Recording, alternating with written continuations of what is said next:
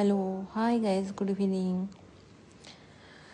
সকাল হোক আর বিকাল হোক, মানে মোদ্দা কথা হলো, ঘুম থেকে ওঠার পর কিছু সময় খুব মানে বোরিং ফিল হয়। আমার তো হয়, ভালো লাগে না কিছু।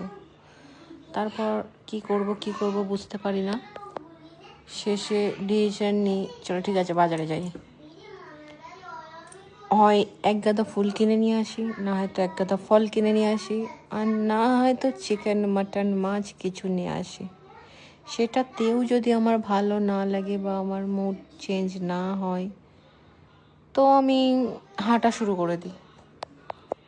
অনেকটা দূর হাঁটি, বলতে পারো 40 মিনিট সোজা হাঁটতে লাগলাম। এমনটা নয় ফেরার সময় আমি গাড়িতে আসি, ফেরার সময়ও আমি হেঁটেই আসি।